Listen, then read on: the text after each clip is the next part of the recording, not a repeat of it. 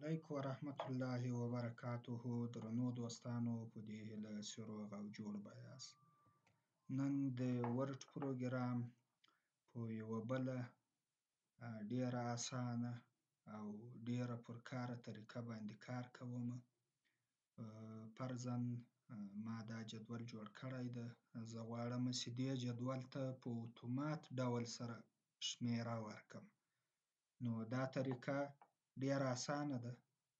را به شو جدول به انتخاب کو، دغه د شمیرې را به انتخاب کو. هم منیو کې به نمبرینګ ته راسو. په نمبرینګ کې زه همدغه سټایل د نمبرینګ ورته انتخابوم. نور بیا تاسې خوښه ده، له دې ځایه څه هر شی هغه د خپلې لیکنې او د خپل جدول مطابق انتخابوئ.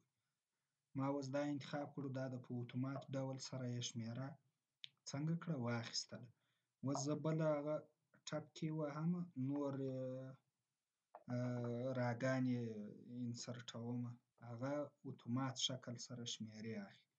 اوس په دې جدول کې فرضاً زما کندهار هېر شوی ده. زه د کندهار لپاره یو بله را انسرټوم. رایټ کلیک ته به وکړو، را به شو دلته همدا به اباو را به انسرټ شو، اباو به انتخاب کو.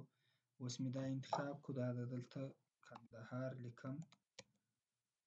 په اتومات ډول سره شمیرې خپله تغییر شولې. له کندهاره څه شروع شوې ان تر پایه پورې. نو دا وه په ورډ پروګرام کې د اتومات شمیرې ورکونې طریقه.